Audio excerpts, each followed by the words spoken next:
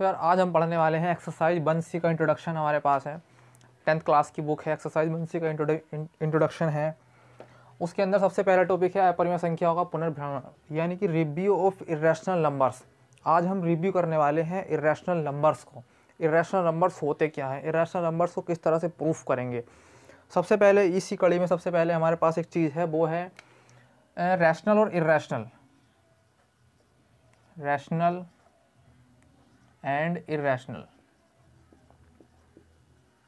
यानी कि परिमेय और अपरिमेय संख्याएं, कैपिटल आई, ठीक है। परिमेय और अपरिमेय संख्या, तो परिमेय यानी रैशनल नंबर्स और इरेशनल नंबर्स होते क्या हैं, इसको हम पहले, और एक और चीज़ होती है जिसका नाम होता है रियल नंबर। तो पहले नंबर्स को समझ लेते हैं। सबसे पहले रैशनल नंबर्स, दूसरे नंबर पे irrational numbers and third number पे रियल नंबर्स। तो मैं एक चीज़ आपको बता दूं कि जब हमारे रैशनल नंबर्स और इरेशनल नंबर्स आपस में मिल जाते हैं, कौन से नंबर्स, जब रैशनल प्लस इरेशनल नंबर आपस में मिल जाते हैं तब बन जाता है एक रियल नंबर। तब कौन सा नंबर बनता है, तब बनता है एक रियल नंबर। जब इरेशनल नंबर और रैशनल नंबर और इरेशनल नंबर जब आपस में कंबाइंड हो जाते हैं तब बनता है एक रियल नंबर, तब जाके मिला हमें रियल नंबर। एक बात कंप्लीट, एक बात हमारी ये हो गई कि जब रैशनल नंबर और इरेशनल नंबर आपस में मिल जाएंगे, यानी जब परिमेय संख्याएं और अपरिमेय संख्याएं आपस में मिल जाएंगी, तब बनेगा हमारे पास एक वास्तविक संख्या। रियल नंबर को क्या बोलते हैं, हिंदी में वास्तविक संख्या बोलते हैं। तब बनेगी एक वास्तविक संख्या। यहाँ हम ये प्रूफ करने वाले हैं कि जो इरेशनल नंबर्स हैं, इरेशनल नंबर्स हैं, जैसे कि इरेशनल नंबर्स कौन कौन से होते हैं, √2, √2, √3, √5, √7, √11, √15, -√2/√3, कुछ 0.11 करके कुछ नंबर, ये नंबर्स होंगे। एंड एक वो लिख लो पाई। ये नंबर्स कैसे हैं, ये सारे के सारे नंबर हैं इरेशनल नंबर्स। इक्वल्स टू मैंने लगा दिया है, ये सारे हैं इरेशनल नंबर्स।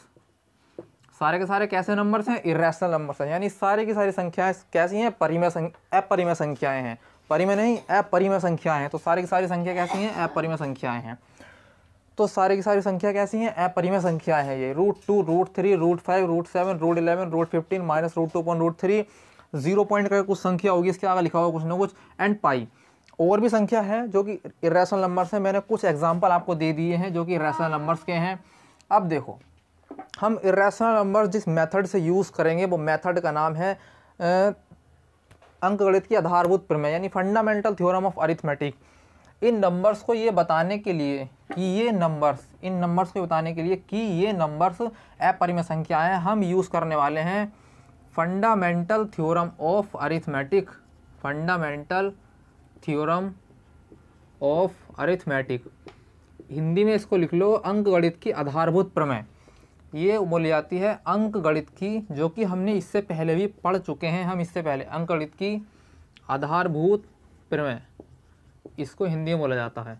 तो हम इस प्रमेय के अनुसार, इस अरिथमेटिक थ्योरम के अनुसार, फंडामेंटल थ्योरम ऑफ अरिथमेटिक, इसके अकॉर्डिंग हम ये प्रूफ करेंगे कि √2, √3, √5 जो इस प्रकार की संख्या है, इस प्रकार के नंबर्स हैं, ये अपरिमेय संख्याएं हैं। एक बात कंप्लीट।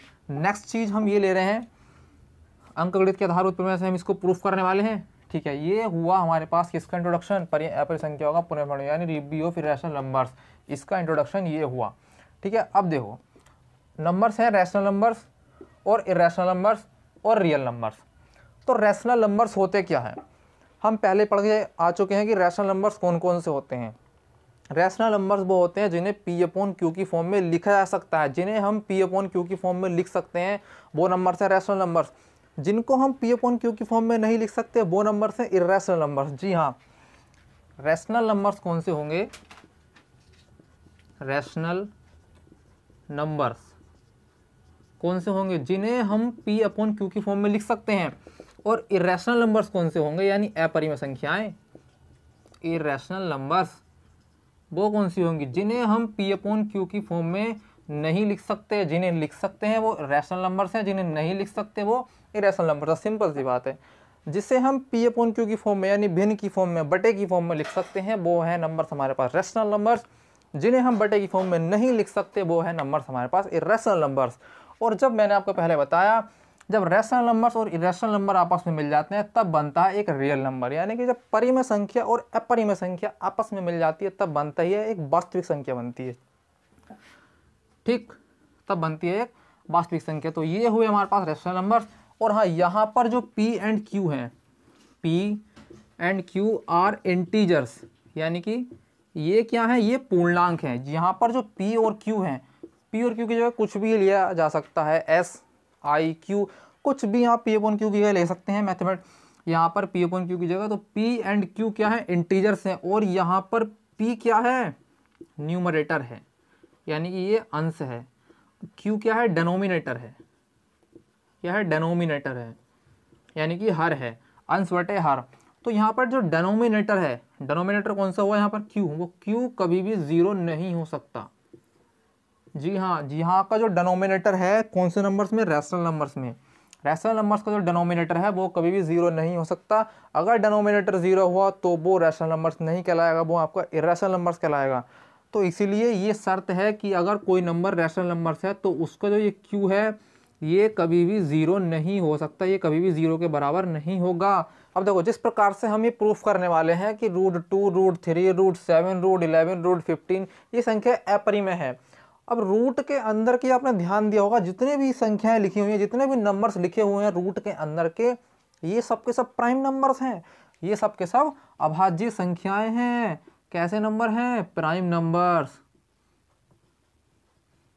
प्राइम नंबर्स यानी कि अभाज्य संख्याएं। यानी कि मैं ये कह दूं, अगर कोई संख्या अपरिमेय संख्या कहलाती है तो उसके अंदर जो रूट के अंदर अगर कुछ संख्या लिखी हुई है वो संख्या कैसी होगी, प्राइम नंबर होगी। यानी मैं इसको जनरल फॉर्म में अगर कहूँ तो √P, यहाँ पर P क्या है, P एक प्राइम नंबर है। यानी बात को गांठ बांध के रख लो कि रूट के अंदर की जो संख्या है, यानी कि P जो हमने इस टाइम एक जनरल फॉर्म ली हुई है वो एक प्राइम नंबर ही होगा। यहाँ से ले लो, रूट के अंदर 2 लिखा हुआ है प्राइम नंबर है, रूट के अंदर 3 लिखा हुआ है प्राइम नंबर है, रूट के अंदर 5 लिखा हुआ है प्राइम नंबर है, रूट के अंदर 15 लिखा हुआ है, 11 नंबर लिखा हुआ है, ये सब के सब प्राइम नंबर्स हैं, यानी कि सब के सब अभाज्य संख्याएं हैं।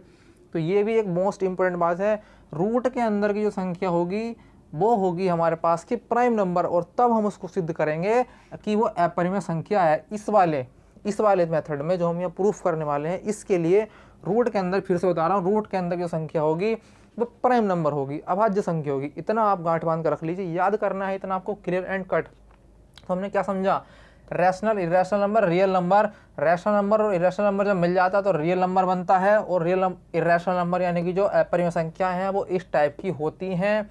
पाई भी एक इरेशनल नंबर्स है।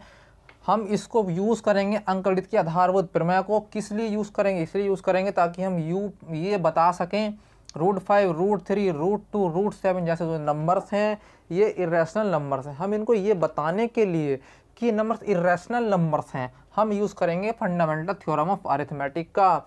यहाँ पर जो P अपॉन Q होता है वो कहलाता है कि फॉर्म का, अगर कोई नंबर है तो रियल रैशनल नंबर्स होगा।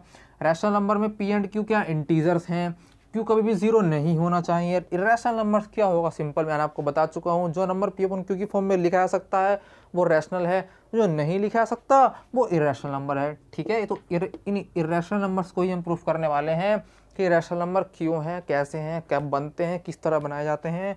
तो ये हमारे पास के इतना इसका इंट्रोडक्शन के अंदर खत्म होता है। अब कुछ हम एग्जांपल्स करने वाले हैं। एक एग्जांपल लिया है, सिद्ध कीजिए कि √2 अपरिमेय संख्या है, यानी कि ये हमें प्रूफ करना है कि √2 जो है वो एक इरेशनल नंबर है। मैंने जैसे आपको बताया था, √2, √3, √5 जैसी संख्याओं को हमें नंबर्स को प्रूफ करना होगा।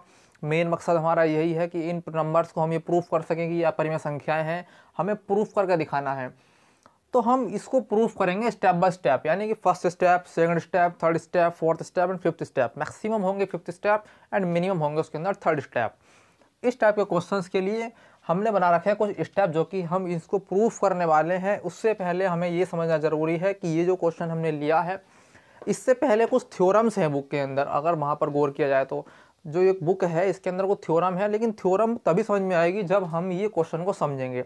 समझते हैं इस क्वेश्चन को किस तरह से हम प्रूफ करेंगे कि √2 एक इरेशनल नंबर है।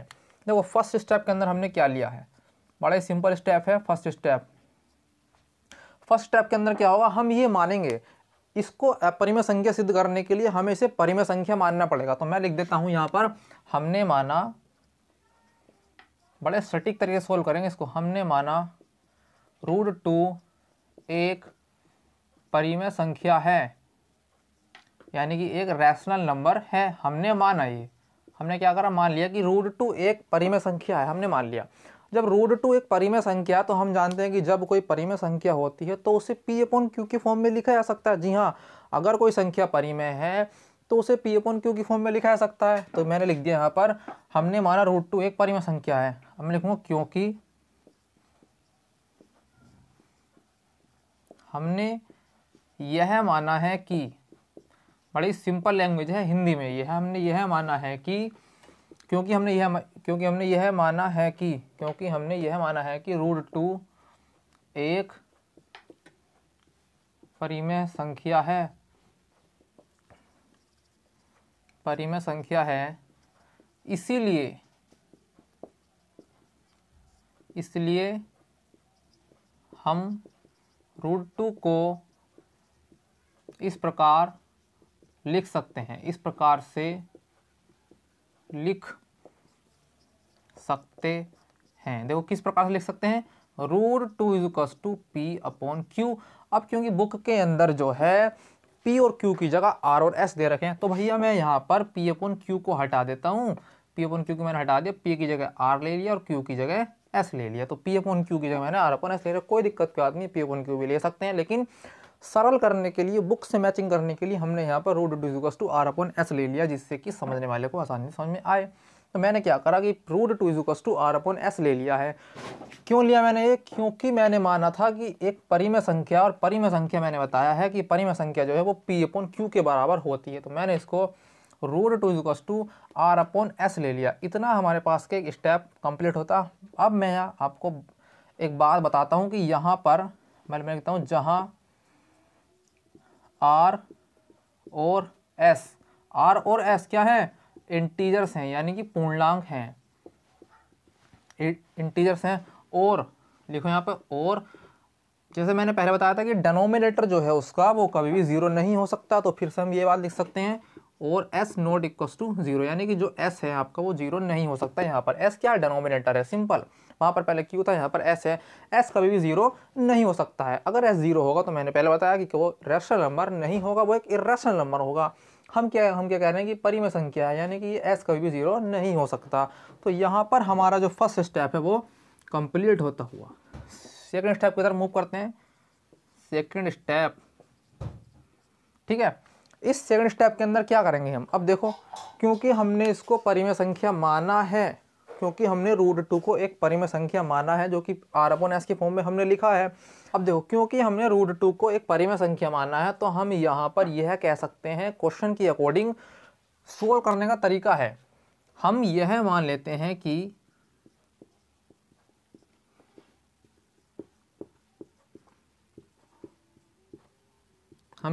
लेते हैं कि R और S में एक को छोड़कर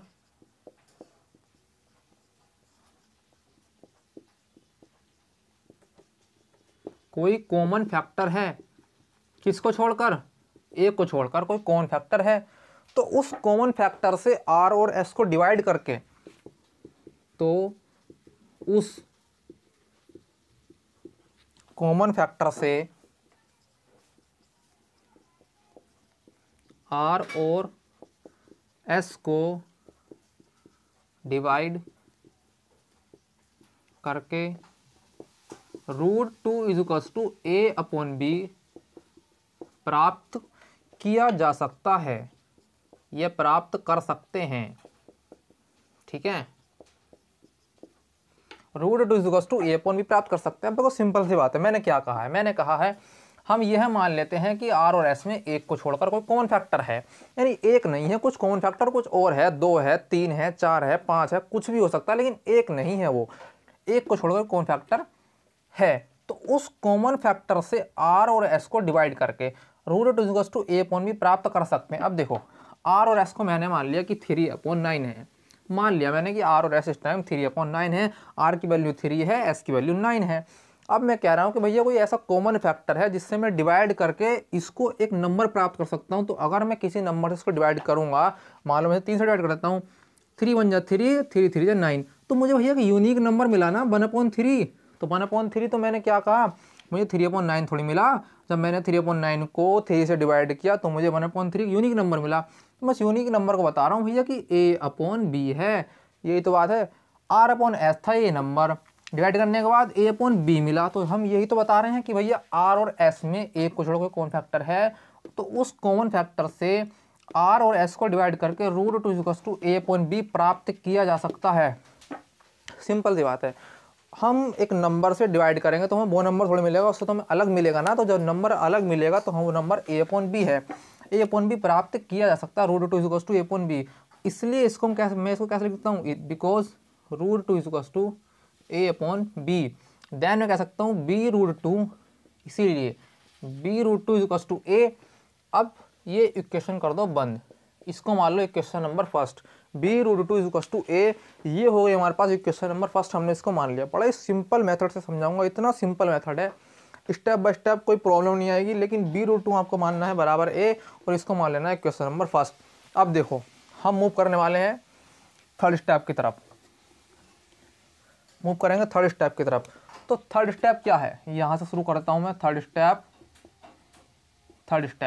अब देखो थर्ड स्टेप के अंदर क्या है।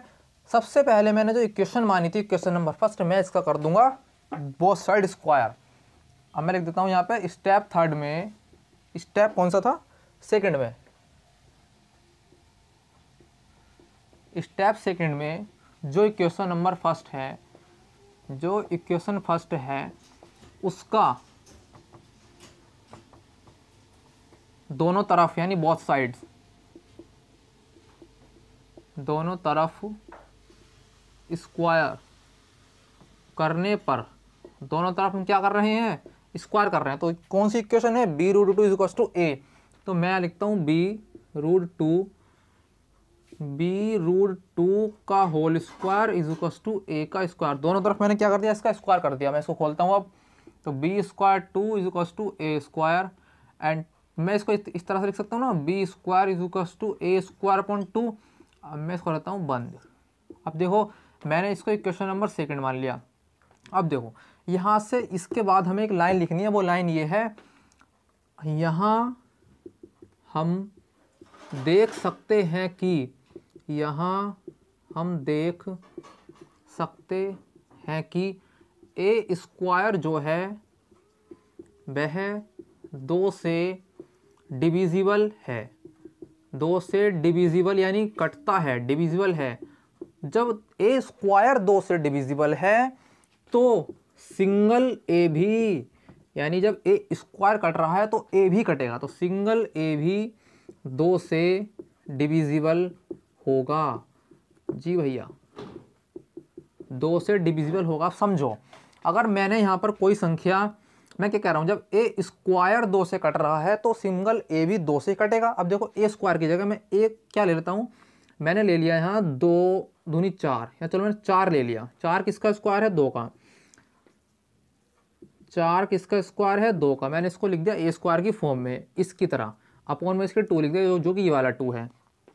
अगर 4 2 से कट रहा है, यानी कि 4 2 से कट रहा है, तो भैया सिंगल 2 भी तो 2 से कटेगा। अब देखो मैं यहाँ ले लेता हूँ 16।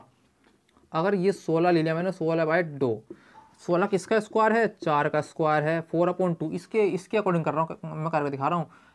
16 को मिला लिया मैंने A² की फॉर्म में।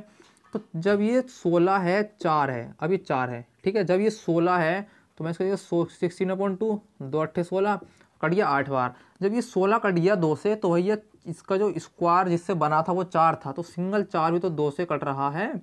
तो वही बात तो हम बताना चाह रहे हैं। यहाँ पर ये कटा तो मैंने लिख दिया कि जब भैया A² 2 से डिविजिबल है तो सिंगल A भी 2 से डिविजिबल होगा। समझो इसको, जब A² 2 से डिविजिबल है तो सिंगल A भी 2 से डिविजिबल होगा। अब कितनी यूनिक बात यहाँ पर आई है, 2 से डिविजिबल होगा, ठीक है। यहाँ पर मैं इसको यहीं रोक देता हूँ। अब थर्ड स्टेप था ये, हम मूव कर रहे हैं फोर्थ स्टेप की तरफ। तो फोर्थ स्टेप ये होगा कि हमने ए स्क्वायर को तो बता दिया है कि वो 2 से डिविजिबल है। मैं इसको भी लिखता हूँ। देखो हमने, अभी देखते रहो क्या होने वाला है। हमने ए स्क्वायर को तो बता दिया है कि वह 2 से डिविजिबल है। अब देखो ए स्क्वायर को छोड़ दें, लिख दो। हमने ए को तो बता दिया, क्योंकि बातें तो हम ए और बी की कर रहे हैं ना। बता दिया है कि वह 2 से डिविजिबल है, परंतु बी को नहीं बताया है। परंतु बी को नहीं बताया है कि वह 2 से डिविजिबल है, तो उसको अब बताएंगे। तो उसको अब बताएंगे। अब देखो जो मैं स्टेप आया है, 4th स्टेप इसके अंदर है। 4th स्टेप ये है, 3rd स्टेप ये था, एंड 1st स्टेप ये है, 2nd स्टेप ये है। ठीक है, तो उसको अब बताएंगे। तो कैसे बताएंगे? उसको बताने के लिए सबसे पहले मैंने मान लिया c = a/2 मान लिया, जहां पर c क्या है? c इज अ इंटीजर, यानी c एक क्या है? पूर्णांक है। c is a integer, c क्या है? एक पूर्णांक है। ठीक है, मैंने एक 3rd इंटीजर लिया। a और b की बात चल रही थी, लेकिन मैंने तीसरा ले लिया c, इसकी हेल्प से हम ये बता पाएंगे कि बी स्क्वायर जो है वो 2 से डिविजिबल है। क्योंकि हमने ए को तो बता दिया था कि ए जो है वो 2 से डिविजिबल है, लेकिन बी रह गया था। तो बी को बताने के लिए कि वह 2 से डिविजिबल है, मैंने एक 3rd इंटीजर लिया, जो कि तीसरा इंटीजर है सी। अब देखो c = a/2 है, तो मैं लिख सकता हूँ इसे a = 2c। Clear and cut. अब मैं a = 2c सो है, मैं इस वाली क्वेश्चन में फिट कर रहा हूँ, जो कि क्वेश्चन नंबर 2 है। ठीक है, तो बी स्क्वायर = a की वैल्यू कितनी है? 2c का square upon 2, b square = 4c² upon 2, 2 2 = 4, b square = कितना आ गया? 2c²। एंड मैं इसको लिख सकता हूँ c² = b² अपॉन 2। देखो यहाँ पर था a²/2, यहाँ पर है b²/2, तो यहाँ हम देख पा रहे हैं कि b² जो है वो 2 से डिविजिबल है। फिर से वही लिखते हैं, हम इधर लिखते हैं, इधर इस स्टेप को हम यहाँ लिख रहे हैं। हम यहाँ पर देख पा रहे हैं कि b² जो है, b² ये b² लिखा हुआ, b² जो है वह 2 से डिविजिबल है, इसलिए सिंगल ए भी 2 से डिविजिबल होगा। वो सिंगल बी भी 2 से डिविजिबल होगा। हो सकता है कि वीडियो में ना दिख रहा हो इतना हिस्सा, इतना दिख रहा होगा। b² = 2², तो इसके नीचे c² = b² अपॉन 2 में। देखो मैं यहाँ लिख देता हूँ, इसका हिस्सा जो है ये वीडियो के अंदर नहीं विजिबल होगा ना, मैं लिख देता हूँ b² के बाद जो है वो यहाँ देख लो, b² = 2c² and c² = b² upon 2, ये लिखा हुआ है। ठीक है, c² = b² अपॉन 2। अब इसके बाद की लैंग्वेज वो मैंने यहाँ लिखी है। हम यहाँ देख पा रहे हैं कि कहाँ, यहाँ देख पा रहे हैं कि b² जो है वह 2 से डिविजिबल है, तो सिंगल ए भी 2 से डिविजिबल होगा, जैसे कि मैंने यहाँ बताया था। अब देखो मैंने लिख दिया, हम यहाँ पर देख पा रहे हैं कि b² जो है वो 2 से डिविजिबल होगा। अब यहाँ भी यहाँ पर a² 2 से डिविजिबल था, इसका मतलब a और b में एक कॉमन फैक्टर कम से कम क्या है? 2 है। तो मैं लिख दूंगा यहाँ पर, इसलिए, या फिर ऐसे लिख सकते हैं, क्योंकि a भी 2 से डिविजिबल है, b भी 2 से डिविजिबल है, इसलिए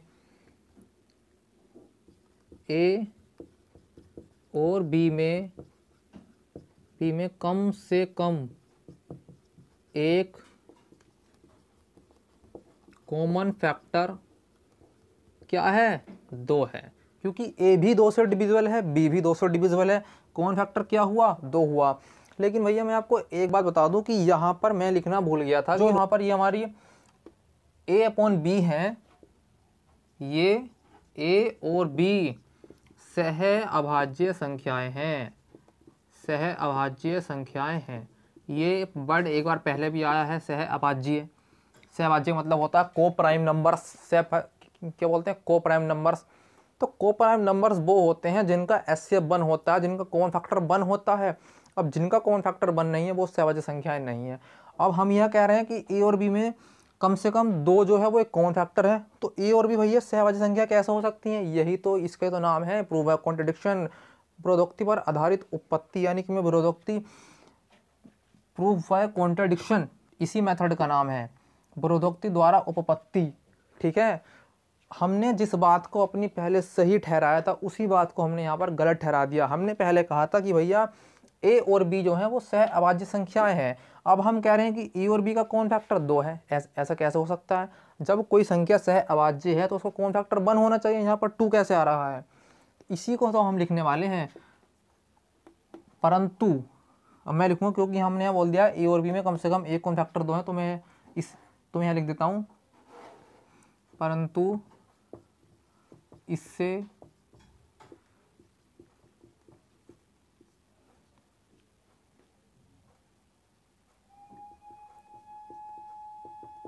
हमारी यह बात गलत साबित होती है कि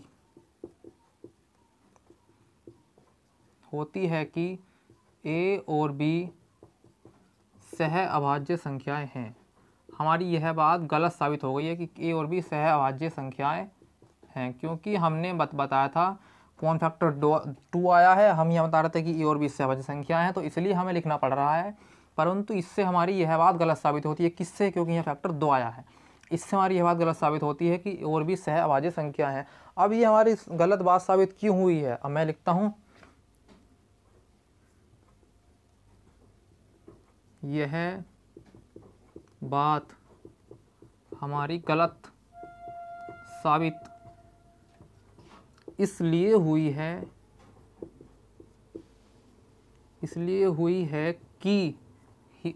क्योंकि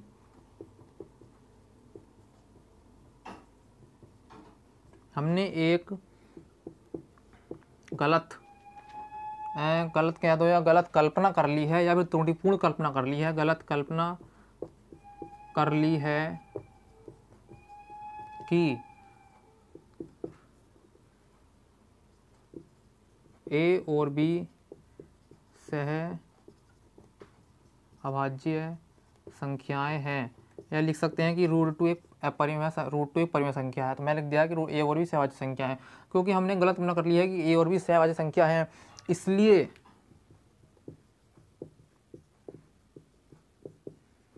यह सिद्ध होता है कि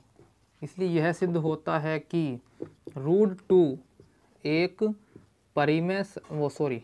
√2 एक अपरिमेय संख्या है, अपरिमेय यानी कि इर्रेशनल नंबर, अपरिमेय संख्या है। और यहाँ पर हमारा जो क्वेश्चन का जो लास्ट स्टेप था, 5th स्टेप था, उसमें क्वेश्चन का द एंड होता हुआ, तो इससे हमने सिद्ध कर दिया है कि √2 एक जो है वो अपरिमेय संख्या है।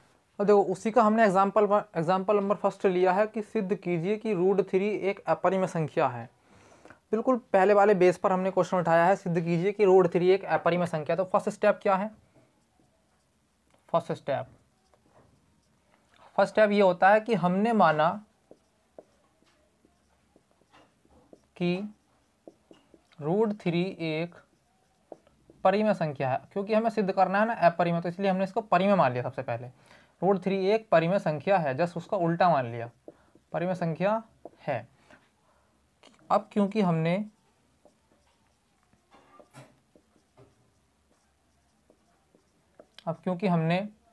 √3 को परिमेय संख्या माना है, जैसा कि हम जानते हैं कि अगर कोई संख्या परिमेय होती है तो उसे P/Q की फॉर्म में लिखा जा सकता है। तो सिंपल मैं यहाँ लिख रहा हूँ, √3 को क्योंकि हमने एक परिमेय संख्या माना है, इसलिए √3 को इस प्रकार लिखा जा सकता है,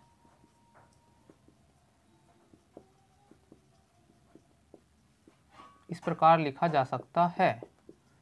प्रकार? √3 R/S, जहां R और S क्या है? पूर्णांक है, जहां R और S इंटीजर्स हैं यानी कि पूर्णांक हैं, और हमारा जो S है वो कभी भी 0 नहीं हो सकता। अब देखते हैं सेकंड स्टेप को। अब सेकंड स्टेप के अंदर क्या है कि हम ये मान लेंगे, अब हम ये इमेजिन कर लेंगे कि भैया आर और एस में एक को छोड़कर कोई कॉमन फैक्टर नहीं है, यानी उसका एचसीएफ जो है वो 1 नहीं है, कुछ और है। हम यह मान लेते हैं कि आर और एस में एक को छोड़कर यानी 1 को छोड़कर कोई कॉमन फैक्टर है। अब वो कॉमन फैक्टर हमने पहले बताया है, कॉमन फैक्टर वो 1 के अलावा 2 हो सकता है, 3 हो सकता है, 4 हो सकता है, 1 नहीं हो सकता, क्योंकि हम कह रहे हैं कि भैया आर और एस में एक को छोड़कर यानी एक को छोड़कर कोई कॉमन फैक्टर है। तो उस कॉमन फैक्टर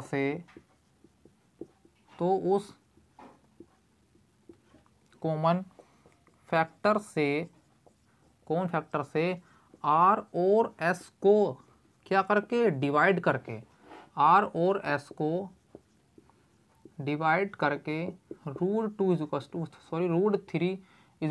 a/b प्राप्त किया जा सकता है। मैंने पहले बताया है कि रूट किस तरह से आएगा, कोई संख्या है जो उसे डिवाइड करते हैं तो वो संख्या थोड़ी मिलेगी, हमें नई संख्या मिलेगी। जब हमने उसको डिवाइड कर दिया आर और एस को तो हमें a/b मिल गया करके √3 r/s a/b प्राप्त किया जा सकता है,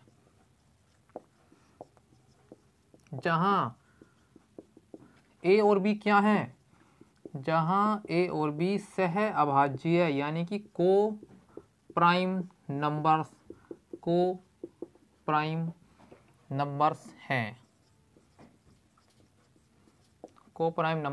हैं, ठीक है। और b कभी भी आपका 0 नहीं हो सकता। फिर से वही बात, a/b को प्राइम नंबर्स है, इनका मतलब क्या है, इनका एचसीएफ 1 है। को प्राइम नंबर्स कौन से होते हैं, जिनका एचसीएफ 1 होता है, जिनका कॉमन फैक्टर 1 होता है, वो कहलाते हैं को प्राइम नंबर्स, ठीक है। अब क्योंकि √3 a/b है, कहीं √2 तो लिखा हुआ है ऊपर, √3 लिखा है ना, √3 का क्वेश्चन है ना, √3 a/b है। मैं लिखता हूँ बिकॉज √3 a/b, इसलिए b√3 a, equation number first मान लिया। अब थर्ड स्टेप क्या होगा, थर्ड स्टेप में हम लिखते हैं कि जो इक्वेशन सेकंड में स्टेप सेकंड में क्वेश्चन नंबर सेकंड है उसका स्क्वायर करेंगे। तो मैं लिख देता हूँ इक्वेशन फर्स्ट, सेकंड थोड़ा है, स्टेप सेकंड में जो क्वेश्चन नंबर फर्स्ट है उसका स्क्वायर करेंगे। तो इक्वेशन फर्स्ट का दोनों तरफ यानी बोथ साइड, दोनों तरफ स्क्वायर करने पर मैंने कर दिया b√3 का होल स्क्वायर a²। मुझे यहाँ प्राप्त होगा b²3 a²। अब मैं इसको क्वेश्चन को ले आता हूँ इधर की तरफ,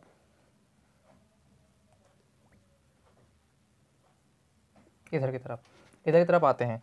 b²3 a² है, यहाँ से मैं इसको लिख सकता हूँ इसके इक्वल में b² a²/3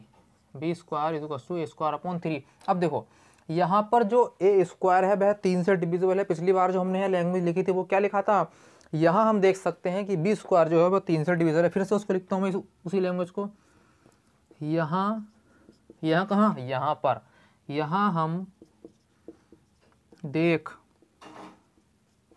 सकते हैं कि a² जो है वह 2 से डिविजिबल यानी कि डिवाइड हो सकता है। डिविजिबल का मतलब क्या है कि 2 से डिवाइड है, वो 3 से डिविजिबल है। इसलिए सिंगल ए भी 3 से डिविजिबल होगा, सिंगल ए भी 3 से डिविजिबल होगा। जब a² 3 से डिविजिबल है तो सिंगल ए भी 3 से डिविजिबल होगा, ठीक है। अब हम मूव करते हैं फोर्थ स्टेप की तरफ। फोर्थ स्टेप क्या है कि हमने स्टेप थर्ड में a² को तो बता दिया है वो 3 से डिविजिबल है, लेकिन हमने b² को नहीं, b को नहीं बताया 3 से डिविजिबल है। तो b को 3 से डिविजिबल बताने के लिए हमें पहले एक तीसरा इंटीजर मानना पड़ता है जो होता है c, और c को लेना पड़ता है a/2, ठीक है। a/2 है तो मैं लिख सकता हूँ a = 2c, ठीक है। इसकी मल्टीप्लाई इस तरह से कर दी है। सी ए इज इक्वल्स टू 2c। अब ए इज इक्वल्स टू 2c जो है मैं रख देता हूँ इस वाली इक्वेशन में, जो कि है क्वेश्चन नंबर सेकंड में इसको मान लेता हूँ। तो मैंने ए की वैल्यू जो है वो इस इक्वेशन रख दी, तो मुझे मिलेगा b square is equals to, a की वैल्यू आ गई है 2c का square upon 3, b square is equals to 4c square upon 3, sorry यहाँ पर आएगा है a अपॉन 3, यहाँ पर आ रहा है a अपॉन 3 है, ये आएगा 3c और यहाँ बोलूँगा 3c, तो ये हो जाएगा 3c यानी कि 9c का स्क्वायर एंड 3 3 जा 9, तो बी स्क्वायर इक्वल्स टू बचेगा 3c square and c square equals to बचेगा बी स्क्वायर अपॉन 3, ये सही है। तो यहाँ पर हम देख सकते हैं कि बी स्क्वायर जो वो 3 से डिविजिबल है, तो सिंगल ए भी 3 से डिविजिबल होगा। जो लैंग्वेज हमने यहाँ लिखी थी वही लैंग्वेज हम यहाँ लिखने वाले हैं। यहाँ हम देख सकते हैं या देख पा रहे हैं कि बी स्क्वायर जो है वह 3 से डिविजिबल है, वह 3 से डिविजिबल है, इसलिए सिंगल बी भी 3 से डिविजिबल होगा। जब भैया उसका स्क्वायर डिविजिबल है तो वो सिंगल भी तो डिविजिबल होगा, तो सिंगल भी 3 से डिविजिबल होगा। ठीक है, अब मैं बता दूं कि जब भैया ए भी 3 से डिविजिबल था, बी भी 3 से डिविजिबल है, तो एक कॉमन फैक्टर जो मैंने यहाँ बात बताई थी कि कहा था कॉमन फैक्टर था कोई, तो एक कॉमन फैक्टर है, तो उस कॉमन फैक्टर क्या है हमारे पास, मैं लिख दूंगा यहाँ पर, अतः ए और बी में, अतः ए और बी में कम से कम एक कॉमन फैक्टर 3 है। क्यों, कैसे है, क्योंकि भैया ए भी 3 से डिविजिबल था, बी भी 3 से डिविजिबल है, इसलिए कॉमन फैक्टर क्या है, 3 है। अब देखो फिफ्थ स्टेप के अंदर क्या फंडा है, फिफ्थ स्टेप के अंदर हम क्या लिखेंगे, फिफ्थ स्टेप, अब हम बता रहे हैं कि एक कॉमन फैक्टर 3 है। हमने यहाँ कह दिया कि ए और बी सहभाज्य संख्या है। कैसे भैया, जब ए और बी सहभाज्य संख्याएं हैं तो उनका कॉमन फैक्टर तो 1 होना चाहिए था, लेकिन यहाँ पर 3 आया है, तो हमारी बात तो गलत साबित हुई। यही तो है प्रूफ बाय कॉन्ट्रडिक्शन, बरोदोक्ति द्वारा उपपत्ति, यानी पहले अपनी बात को सही ठहरा दो, बाद में बात को गलत ठहरा दो। अब यहाँ पर जब कॉमन फैक्टर 3 है तो इससे तुम्हारी ये वाली बात गलत साबित हो गई ना कि ए और बी सहभाज्य संख्या है, तो मैं ये तभी तो लाइन लिखता हूँ यहाँ पर, परंतु इससे, या पहले की तरह लिख दो कि इससे हमारी यह बात गलत साबित होती है, या फिर ऐसा लिख दो परंतु इससे इस तथ्य का विरोधाभास, सिंपल विरोधाभास प्राप्त होता है कि √2 जो है वो √3 जो है, परंतु इससे इस तथ्य का विरोधाभास प्राप्त होता है कि ए और बी जो है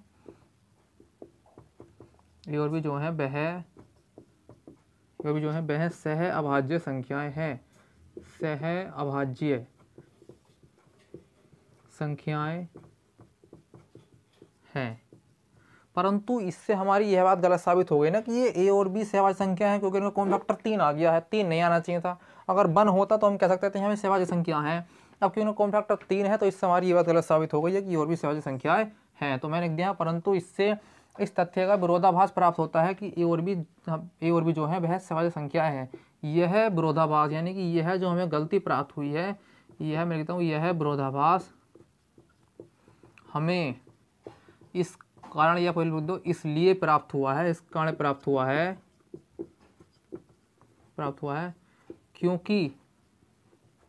क्योंकि हमने एक त्रुटिपूर्ण कल्पना कर ली है, या फिर गलती से एक कल्पना करनी है, एक त्रुटिपूर्ण कल्पना कर ली है कि ए और बी जो है वह सह अभाज्य, क्योंकि नहीं देखो ये भी लिख सकते हैं, लेकिन एक लाइन और लिख सकते हैं, क्योंकि कल्पना कर ली है कि √2 जो √3 जो है वह एक परिमेय संख्या, क्योंकि हम नेक्स्ट हमारे पास एग्जांपल है, एग्जांपल नंबर 2। एग्जांपल नंबर 2 ये है कि सिद्ध कीजिए कि 5-√3 एक अपरिमेय संख्या है। यानी कि हमें ये प्रूफ करना है कि जो 5-√3 है वो एक इरेशनल नंबर है। अब देखो पिछले क्वेश्चंस में मैंने आपको बताया था, जब मैं पिछली बार बात कर रहा था, तो कि हम क्वेश्चंस को मैक्सिमम 5 स्टेप और मिनिमम 3 स्टेप के अंदर खत्म करने की कोशिश करेंगे, ठीक है। तो ये क्वेश्चन भी हालांकि जा सकता है 5 स्टेप तक, लेकिन मैं इसको 5 स्टेप तक लेकर नहीं जाऊंगा। मैं इसको देखो कितना आसान तरीका, कितना सरल तरीका आपको बताने वाला हूँ इस क्वेश्चन को सोल्व करने का। ये क्वेश्चन को मैं 3rd स्टेप के अंदर यानी 3 स्टेप के अंदर ही इस क्वेश्चन को मैं समाप्त कर दूंगा, फिनिश कर दूंगा। वो देखो कैसे करूंगा। फर्स्ट स्टेप जो होगा मेरा, फर्स्ट स्टेप सबसे पहले लिख लूँगा यहाँ पे फर्स्ट स्टेप। पहले की तरह इसको भी हम लिख लेंगे। हमने माना कि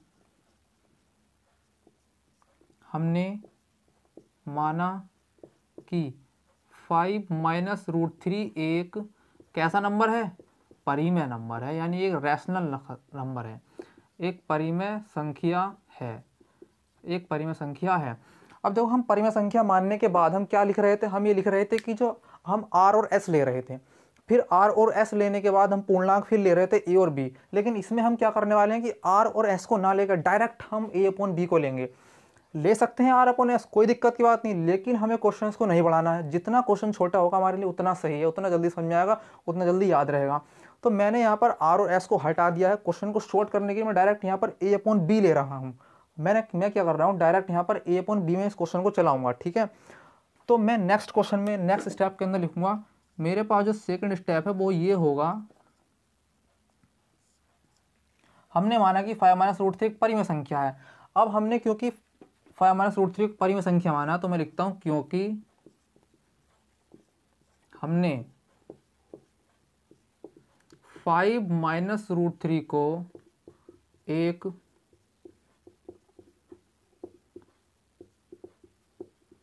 परिमेय संख्या माना है, इसीलिए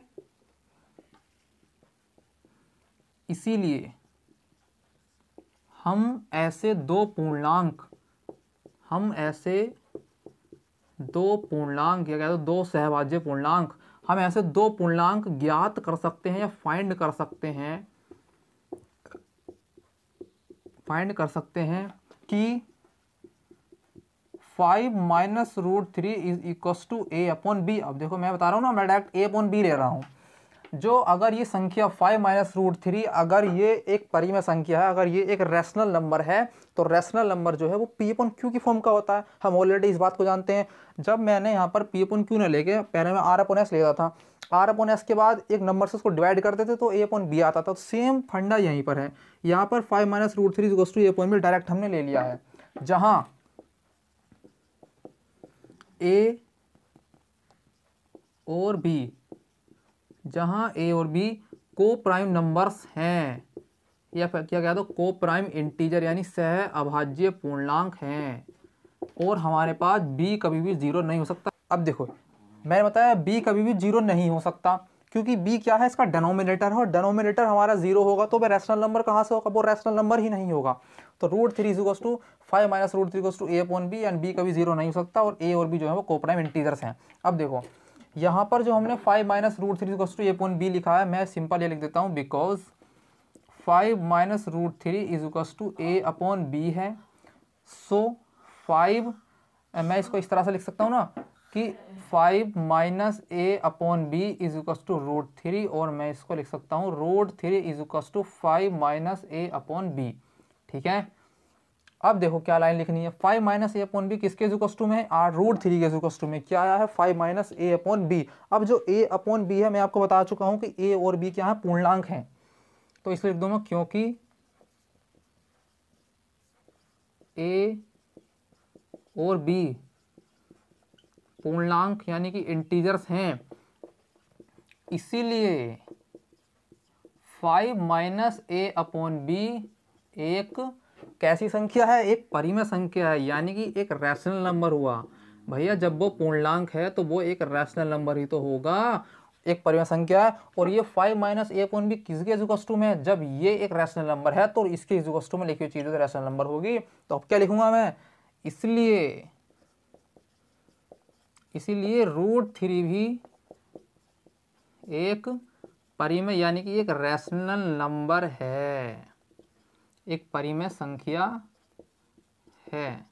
समझो, अब देखो हम कह रहे हैं कि 5 माइनस ए अपॉन बी एक परिमेय संख्या है। जब 5 माइनस ए अपॉन बी एक परिमेय संख्या है तो उसके इक्वल में ही तो √3 लिखा है। जब उसके इक्वल में √3 लिखा है, इसका मतलब क्या है कि √3 भी एक परिमेय संख्या है, इसलिए तो मैंने लिखा है कि √3 भी एक परिमेय संख्या है। अब मूव कर दें हम थर्ड स्टेप की तरफ। थर्ड स्टेप को मैं यहाँ से ले लेता हूँ।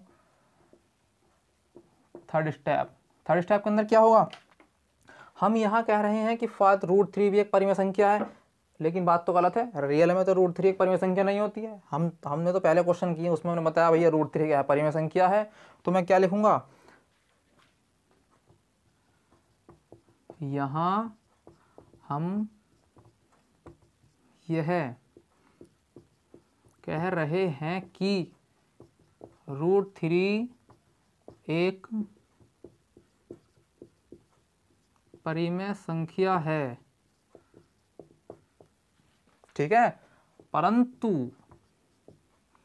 इससे इस तथ्य या इस बात का विरोधाभास प्राप्त होता है, यानी कि ये बात हमारी गलत साबित हुई है। विरोधाभास प्राप्त होता है कि √3 एक अपरिमेय संख्या है। अरे ये बात तो गलत साबित हो गई ना। जब √3 एक परिमेय संख्या है, हम कह रहे हैं √3 एक अपरिमेय संख्या है, तो दो बात अलग अलग है ना, परिमेय और अपरिमेय। हमने यहाँ कह दिया कि √3 एक परिमेय संख्या है, लेकिन ये बात गलत है, तभी तो हमने लिखा है कि परंतु इससे इस बात का इस तथ्य का विरोधाभास प्राप्त होता है कि √3 एक अपरिमेय संख्या है। अब ये विरोधाभास हमें क्यों प्राप्त हुआ है कि हमने जो बात लिखी है कि √3 एक अपरिमेय संख्या, हमें ये विरोधाभास क्यों मिला, हमें हमसे गलती क्यों हुई। तो हमसे गलती इसलिए हुई है, मैं लिखता हूँ, हमें यह विरोधाभास इसलिए प्राप्त हुआ है, इसलिए प्राप्त हुआ है क्योंकि हमने एक त्रुटिपूर्ण कल्पना या फिर कह लो एक गलत कल्पना कर ली है। त्रुटिपूर्ण कल्पना यानी इमेजिनेशन कर लिया है, गलत कल्पना कर ली है कि 5 माइनस √3 एक परिमेय संख्या है। हमने गलत कल्पना कर लिया है ना कि 5 माइनस √3 एक परिमेय संख्या है, तभी तो हमें विरोधाभास प्राप्त हुआ है कि √3 एक परिमेय संख्या है, 5 माइनस √3 एक परिमेय संख्या है। अतः हम यह कंक्लूजन निकालते हैं या यह निष्कर्ष निकालते हैं कि अतः हम यह निष्कर्ष निकालते हैं कि 5 माइनस √3 एक अपरिमेय संख्या है, अपरिमेय संख्या है। दैट्स ऑल, क्वेश्चन खत्म। ठीक है, ये हमने गलत कल्पना कर ली थी ना कि 5 माइनस √3 एक परिमेय संख्या है, तो हमने बाद में आकर ये निष्कर्ष निकाल दिया अपने पूरे क्वेश्चन को सोल्व करने के बाद कि भैया हमने जो कल्पना करी है वो गलत करी है, इसलिए जो हमारे पास 5 माइनस √3 है वो एक इरेशनल नंबर है, वो एक अपरिमेय संख्या है। तो ये क्वेश्चन हमारा खत्म हुआ यहाँ पर। अब देखो नेक्स्ट एग्जाम्पल नंबर जो हमारे पास 3 है वो ये है, एग्जाम्पल नंबर 3 वो ये है कि प्रूफ करना है हमें 3√2 एक इरेशनल नंबर है, एक अपरिमेय संख्या। सेम मेथड है, 3 स्टेप के अंदर इस क्वेश्चन को फिनिश करेंगे। फर्स्ट स्टेप जो होगा वो ये होगा। फर्स्ट स्टेप, हमने माना कि 3√2 एक परिमेय संख्या है। हर बार की तरह हम ये फिर से मान लेंगे कि स्टेप बाय स्टेप, भैया क्वेश्चन बड़े आसानी से समझ में आएंगे। हमने माना कि 3√2 एक परिमेय संख्या है, एक परिमेय संख्या है। अब फिर से मैं आपको बताना चाहूँगा कि भैया R/S ले सकते हैं, लेकिन R और S हम नहीं लेंगे, उससे क्वेश्चन की लेंथ बढ़ रही है। हमने पहले आपको बताया था, कुछ हमने जो एग्जाम्पल किए हैं पहले, हमने वहाँ पर R/S लिया था, वहाँ पर ज़रूरी था, लेकिन यहाँ पर मैंडेटरी नहीं है इतना, इसलिए मैं यहाँ पर डायरेक्ट A/B में बात करूँगा, R/S को छोड़ के। हमने माना कि 3√2 एक परिमेय संख्या है। सेकेंड स्टेप जो होगा इसका वो ये होगा, क्योंकि हमने, लिखो यहाँ पे, क्योंकि हमने 3√2 को एक परिमेय संख्या, ये याद कर लो स्टेप बाय स्टेप सब, लैंग्वेज बहुत है इसमें, क्योंकि हमने 3√2 को एक परिमेय संख्या माना है, इसलिए हम ऐसे दो सह अभाज्य पूर्णांक यानी कोप्राइम इंटीजर्स, सह अभाज्य पूर्णांक फाइंड या ज्ञात कर सकते हैं कि 3√2 = a/b, जहाँ a और b क्या है, को प्राइम नंबर्स या इंटीजर्स हैं। And v not equals to 0, पता है पहले से ही v not equals to 0, v कभी 0 नहीं हो सकता, वो उसका डेनोमीटर है। थर्ड स्टेप की तरफ नहीं, सिंपल इसमें लेंगे अभी। 3√2 = मैं लिखूंगा बिकॉज, यानी कि चूंकि 3√2 = a/b, सो यानी इसलिए √2 = a/3b। जी ये हमारे पास आ चुका है, √2 = a/3b। अब यहाँ क्या लिखेंगे, अब हम यहाँ लिखने वाले हैं क्योंकि, या चूंकि लिख लो यार, मैं क्योंकि लिख रहा हूँ, क्योंकि 3a और b, 3a एंड यानी कि और b जो है वो पूर्णांक हैं, इसीलिए, अरे ये तो लिखे हैं 3ba, इसीलिए a/3b एक कैसी संख्या हो गई, एक परिमेय संख्या है, एक परिमेय संख्या है। इसलिए यह कह दो, इसका मतलब ये हुआ कि √2 भी एक परिमेय संख्या है, परिमेय संख्या है, ठीक है। इसलिए √2 भी एक परिमेय संख्या है। अब देखो थर्ड स्टेप है जो कि लास्ट स्टेप है। थर्ड स्टेप ये कहता है, हम क्या लिखते हैं थर्ड स्टेप में, हमने यहाँ बताया है भैया √2 एक परिमेय संख्या है, ठीक है। अब √2 एक परिमेय संख्या है तो हम पहले बता चुके हैं कि √2 एक अपरिमेय संख्या है, तो इसका हमें विरोधाभास प्राप्त हुआ। यहाँ लिखेंगे परंतु इससे इस तथ्य का विरोधाभास प्राप्त होता है कि, इससे इस तथ्य का विरोधाभास प्राप्त होता है कि √2 एक अपरिमेय संख्या है। समझो, लैंग्वेज को समझने की कोशिश करो, डीपली जाओ, इसके अंदर तक घुसो। इसलिए होता है कि √2 एक अपरिमेय संख्या है, ठीक है। परंतु इससे इस तथ्य का विरोधाभास प्राप्त होता है कि √2 एक अपरिमेय संख्या है, ठीक। अतः अब यहाँ भी लिखेंगे, यह विरोधाभास हमें अपनी गलत कल्पना या त्रुटिपूर्ण गलत कल्पना के कारण, हमने ये गलत इमेजिनेशन कर ली थी ना कि भैया 3√2 एक परिमेय संख्या, जबकि ऐसा नहीं होता है। हम यह विरोधाभास हमें अपनी गलत कल्पना के कारण प्राप्त हुआ है,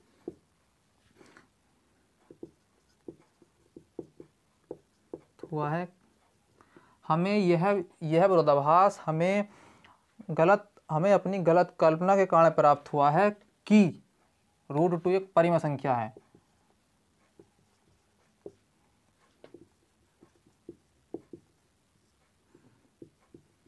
या ऐसा लिख सकते हो कि हमें विरोधाभास इसलिए प्राप्त हुआ है क्योंकि हमने गलत कल्पना कर ली है कि 3√2 एक परिमेय संख्या है।